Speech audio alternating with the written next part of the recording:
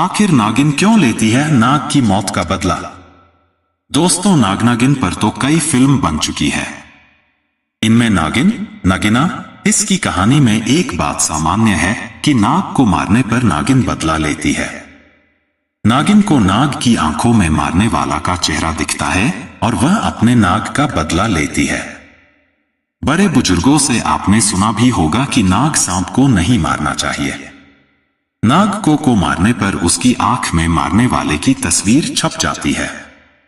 अगर नाग को मार दिया तो उसे आग में जला देना चाहिए, नहीं तो नागिन नाग की आंखों में मारने वाले की तस्वीर देखकर बदला लेती है।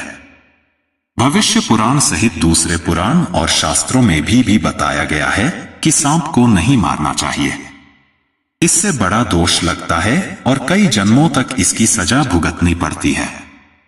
भीष्म पितामह जब अर्जुन के बाणों की सिया पर लेटे हुए मृत्यु की घड़ियां गिन रहे थे, उस समय भगवान श्री कृष्ण से प्रश्न किया कि उन्हें इस तरह बाणों की सैया पर लेटना पड़ा है, यह किस पाप का दंड है? इस पर श्री कृष्ण ने बताया कि आपने 7 जन्म पूर्व एक सांप को नागफनी के कांटों पर फेंक दिया था। इससे नाग के पूरे शरीर में कांटा चुभ गया। इसी पाप के कारण आपको बाणों की सैया पर सोना पड़ा है।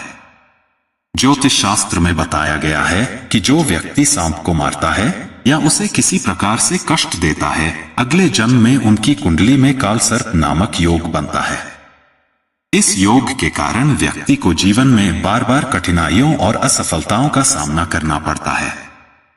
शास्त्रों एवं पुराणों में सांप को नहीं मारने की जो बात की गई है, संभव है कि उसके पीछे कारण यह हो सकता है कि सांप को मारने के बाद लोग इधर उधर फेंक देते हैं। मरे हुए सांप को कुत्ता, बिल्ली और दूसरे जीव खा लेते हैं। इससे उनके शरीर में सांप का जहर चला जाता है और उनकी मृत्यु हो जाती है। इसलिए कहा गया है कि सांप को नहीं मारे, और अगर मरा हुआ सांप दिख जाए या किसी कारण सांप को मार देते हैं तो उसे जला देना चाहिए। जहां तक सांप की आंखों में मारने वाले की फोटो खींच जाने की बात है तो इसे मिथक कह सकते हैं, क्योंकि सांप की आंखों को मारने वाले की तस्वीर नहीं होती है। यह सामान्य सी बात है कि जब आप किसी की आंखों में देखेंगे तो आपको अपनी तस्वीर नजर आएगी। सांप के साथ भी यही बात है। जो उसकी आंखों में देखेगा उसे सांप की आंखों में अपनी तस्वीर नजर आएगी।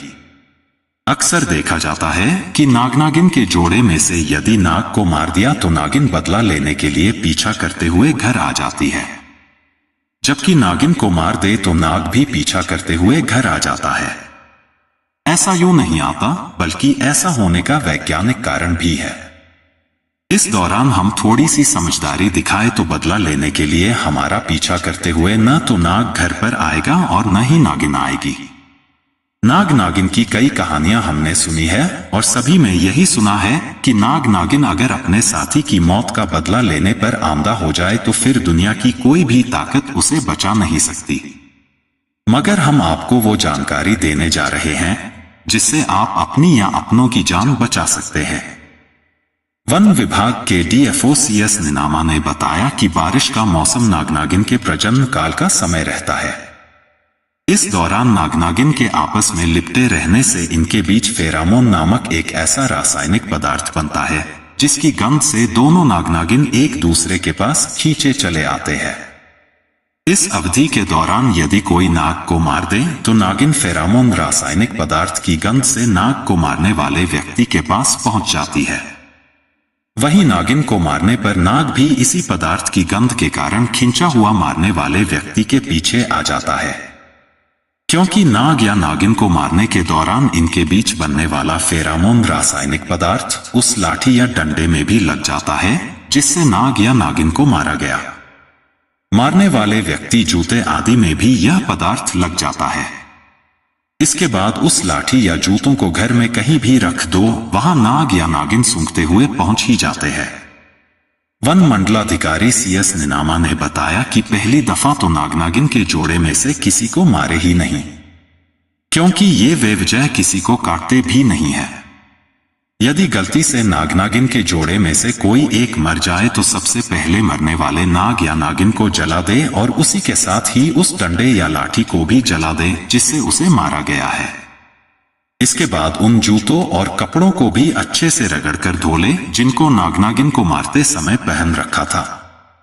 ऐसा करने पर फेरामोन की रासायनिक पदार्थ की गंध नाग या नागिन के पास नहीं पहुंचेगी तो वे पीछा करते हुए भी घर नहीं आएंगे।